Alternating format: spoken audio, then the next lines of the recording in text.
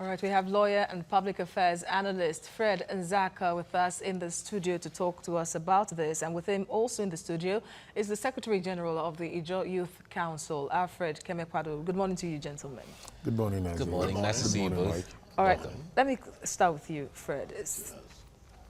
Do we have cause to worry? No cause to worry at all. Why do you think so? At all. I say so because you cannot go to a polling booth with a cloned PVC. The logistics will not support such success. Using cloned PVC means, one, you have to identify the individuals who are going to physically use the PVC, because we don't do electronic voting, and then we don't do voting by proxy. So voting is physical and practical. And then secondly, you must also be on INEC voters register. And then as long as the voters register of INEC was not compromised, which we believe was not compromised, there's nothing to worry about. If, for instance, the name of Chang Chan is on the PVC that was cloned, and Chang Chan cannot be found on the voter register, who now bears that PVC? And who now goes physically to the polling booth to vote? More especially, in every polling booth, virtually all the voters know themselves, especially in the rural settings. If you notice any feeling of doubt, that could be in the urban areas where there is inanimacy of relationship, where people really may not know their next neighbor, and they may not know all the voters. But in the rural setting, for every voter that comes to a polling booth, that voter must have come from that environment, and then must be known by the people. Thirdly, on election day, there is generally no movement in Nigeria within the period of casting of vote. So if somebody now goes to buy a clone PVC from one point, how is it going to migrate to the point of voting? So I think there is absolutely nothing to worry about. But it simply shows Nigerians that we must not relax on our oars, because issues of our Nigerian election has become an international matter. You recall the experience with America in with the issue with Russia, whether Russia meddled with the presidential election. You also recall the experience with the Cambridge Analytica. That tells you that there is international concern about whether positive or negative about any general election. But these are different settings, because in the Nigerian environment, we don't do electronic voting. And then we don't do this thing that they do in America that is called advanced voting pattern by people who are maybe in the armed forces or resident outside America. Every voter in Nigeria is resident in Nigeria and must vote in the environment where he or she registered. So I think there is really nothing to worry about. And I see that as a gambit by the online platform to try to generate awareness. It's a cheap marketing for them, very cheap. Those who never knew about Alibaba.com are beginning to ask, is that Alibaba the comedian? They said, no, he's not the comedian. Somebody called me and said, what is the comedian doing with INEC? You know, because the Alibaba we know here is the great comedian of Nigeria. And then somebody called me and said, what is he doing with INEC? Has he become a politician? I said, no, this one is a different... it's a Chinese one. It's a Chinese Alibaba. So I think it is an indirect cheap marketing for the online platform, and I agree with INEC chairman that they will take it up with them and then ensure that they don't mess with our Nigerian electoral process.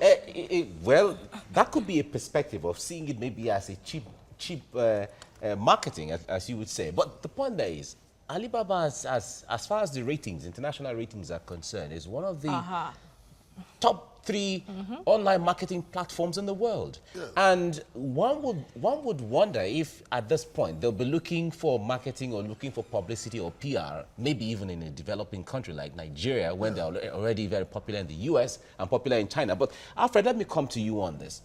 He said there is nothing to worry about, but could there be a kite being flown or a signal being sent that some things can possibly be done, and we are ready to fly any direction that anybody who is ready to play dirty in the next election, we are available to do this or do that, knowing the fact that our card readers were not produced also in Nigeria, they were produced outside of this country, as the case may be. could there be signal that some things can be possibly done, and there are some people sending signals to Nigerians who are ready to play dirty? Exactly so. There are possibilities everywhere.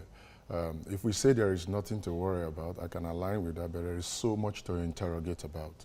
Okay. Like we have listened and realized in recent times, even the American election in the past, as sophisticated as their democracy and their system is, was infiltrated, allegedly infiltrated by the Russians. So when you hear things like this, it's not for us to dismiss it, it's for us to interrogate it further and ensure that the sanctity of the ballot is maintained and that it does not, nothing comes in between to undermine the process of the elections and the ballots, so that what Nigerians go to the booths to vote is reflective of the result that is announced at the end of the day. For me, like the popular saying, there is no smoke without fire. I am not saying this to dismiss the spirit of propaganda.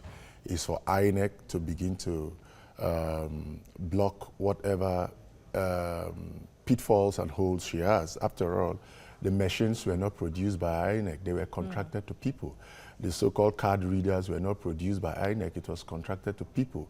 And, you know, people will still be people. So this is not for us to dismiss. This is for us to interrogate further and circumcise the circumstances surrounding this whole process so that we can come up with a clean ballot. Because, you see, when you see a seed, you can see it as a seed.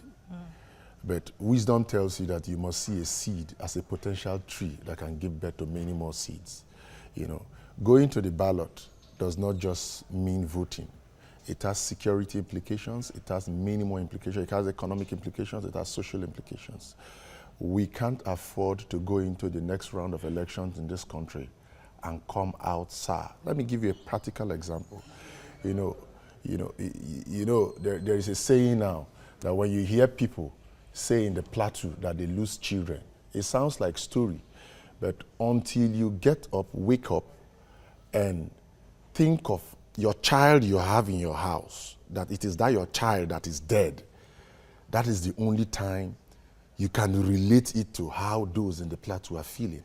I am saying this to say that, number one, in the last elections, don't forget, we went to the ballots where the INEC led by Jaga, for me, is one of it's the INEC that has the worst of security implications. The INEC led by Jaga asked for more time, we gave them. Asked for more money, we gave them. Asked for everything and made us believe, and we all believed that our voting process was just going to be like the ATM machine, where you cash in your card and you cash out your vote. All of a sudden, in the middle of the elections, they say this thing need a work again. Now, let me tell you something, it doesn't end at that. Let us take this assumption. If President Jonathan at that time, I'm not saying anything to give him any credit, had said in the middle of the election and said, these card readers that are not working, let us go back and make it work. This country wouldn't have been a country today. If he had also said, okay, since these card readers are not working, announce the result the way it's supposed to be, this country wouldn't have been what it is today. No, I'm coming. Okay. I'm going somewhere. So why I'm saying so is that if you undermine the electoral process that is ahead, we may not be as lucky as that time. So when you begin to look at these issues like this, you don't just dismiss it.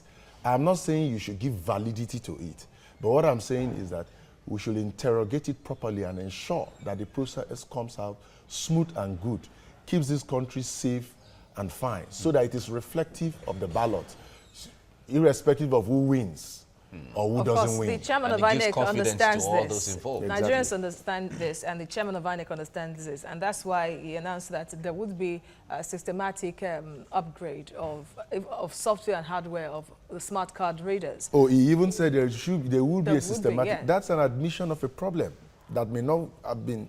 Isn't that the first step? Isn't that the first step? That's what I'm saying. That tells you that there is even a problem. For him to say there will be a systematic upgrade, which means there is a downgrade somewhere. He also said that there are other sensitive data in the PVC that would make it difficult for anyone to just clone it and get away with it. These are the things I'm encouraging on this platform, that the INEC, led by him, other officers, including Nigerians and everybody, should ensure that these rumored, today is Alibaba, Tomorrow it could be AY. Next tomorrow it could be something else. Do you understand? But whatever comes up, let us ensure that the process goes perfect and well. Let me come to you. If you watch the package we played, the sort of the INEC chairman, he said that the third company, had to be, forced to withdraw similar advert, meaning that it wasn't the first time, neither was it the second time. And there is the fear that another one could come up again online, and there is an investigation ongoing already. Now, if you checked the PVCs on Alibaba, there were blank ones, there were blank cards with no personal data or information, meaning that they are just vessels waiting to be filled up. By who and by how? And from what the question, so it brings you back to the question Mike asked earlier. Yes. This software, the smart card reader software, was brought in from outside. Look. They were made from outside Nigeria. And so, even the ballot papers are printed from outside Nigeria. The ballot papers. And then most of the sensitive electoral materials are produced and printed outside Nigeria. But that does not translate to rigging of election. Election in Nigeria is physical and personal. If the smart card reader malfunctions, like it did in some locations in the past general election, but the elections, it didn't obliterate the validity of the election, because one, the permanent voter's card on its own is enough, because it has to be matched with the names and the particulars on the voter's register. The only thing that the smart card reader was to do biometric analysis and then confirmation, right? And then if that failed, the incident form was to be used. And then there were very few instances where that happened. So election went on. Now, if INEC already is complaining that they have millions of PVCs yet to be collected by Nigerians, why would somebody now want to go and purchase the ones from Alibaba.com? Yes, they are default PVC cards, which, like you said, bear no data, no information. That means whoever that will buy that is just like printing an ordinary identity card, which you can do even in Nigeria. Nobody needs to go to Alibaba to reproduce permanent voters card in Nigeria. What is important is that INEC database is not infiltrated. That's all. And what is important is that INEC database is not hacked into. And then even when you hack into it, how would the user eventually make use of it at the point of election? Let me stay with you. Rigging, sorry, Mike. Rigging does not circle around voting. Rigging circles around recording of results. Because the actual voting is recorded on Form EC81, which is the primary voter result sheet. The primary result sheet. That form EC, as long as that Form EC1 is intact. Because if you go to court as a candidate, you are contesting an election, you are going to rely 100% on Form EC1. And then if INEC does not join you in rigging, you cannot succeed. Because at the end of the day, it is INEC that will determine who wins. Very good. That brings us to the main question I wanted to ask you. That's why I said, let me stay with you. Yeah. Now, you said earlier on that election or voting process is a physical activity where the voter comes in by himself. Exactly. It was the same situation in the U.S. Yes.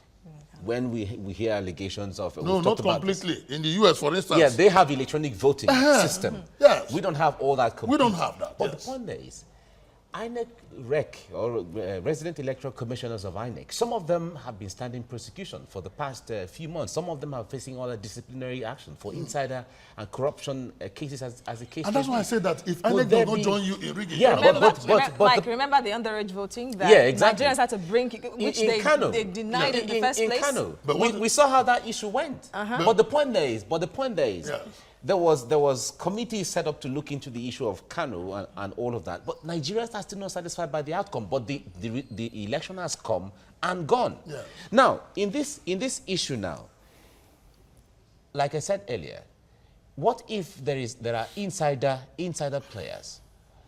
Alibaba, the online advert could just be saying, we are ready to play ball. Okay. And if the monies are right, what if there are people within INEC who are ready to play the ball? Look, Mike, I like to be very practical and Yes. realistic on this matter. Okay.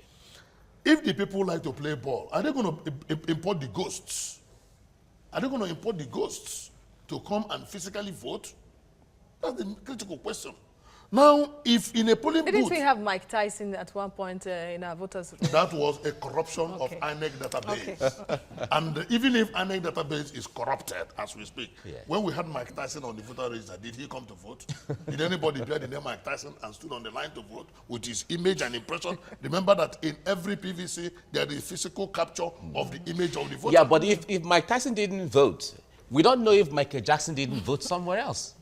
As far as we are concerned, Michael Jackson didn't vote as well. Okay. As far as we are concerned. Let us Okay, assume. so Alfred, Alfred, really, yeah, somehow it's funny, but then, look, knowing that a lot is riding on this, especially building on the success of the 2015 general election, the 2019 general election has to go hitch-free.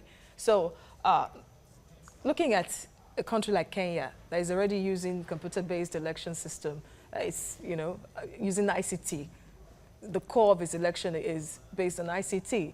Would you say that technology now is playing a big joke on Nigeria, just playing a game with us because they're just using smart card and PVC, and then we're having this seemingly little issue already?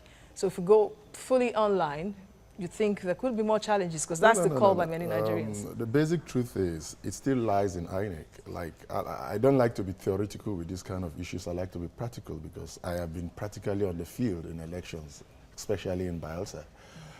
We cannot say it is only those who come to vote on the ballot that are recorded. Last time in Bayelsa State, we had about 70,000 votes from nowhere. You understand? And you know, the process of these things can only be validated by the number of so-called registered votes that are attached to cards that they translate into the form EC1 or EC whatever, even if those people were not there.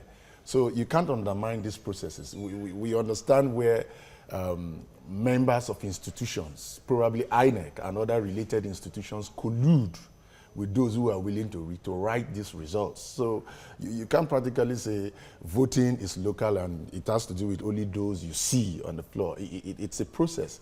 These kind of processes and these kind of particles and components all come together to constitute a rigged process. So I like to be very practical. For example, in Bayelsa, in the last, if not for the efforts of Governor Seriake Dixon, 70,000 votes from the moon just came.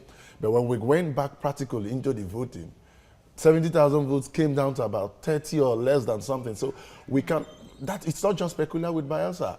Check out Borno State. Borno State that was war-torn, where Boko Haram don't bomb everywhere, pursue everybody, voted more than places where people were at peace. So that's why I said, sorry. One minute. No, I had Point of reckoning. He had his time. Point of reckoning. Let him Let land. me chop my time, please. So, you understand what I'm trying to say? So, if you are a practical politician, like I am in Nigeria, you know that these things are possibilities. It is also true that there are points where we had to hold the ballots to its nakedness, where people voted dry.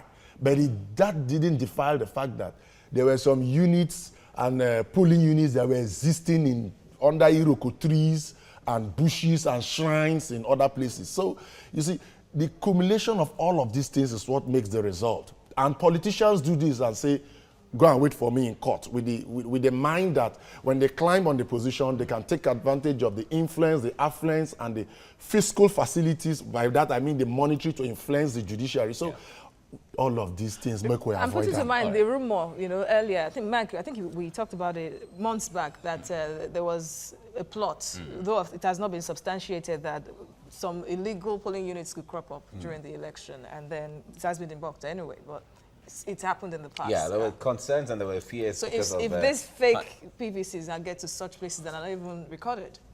All right, my producers are saying it's time up, but Fred, let me ask you just this one question before we leave now. Now, the issue, I want to look at the legal implication to this.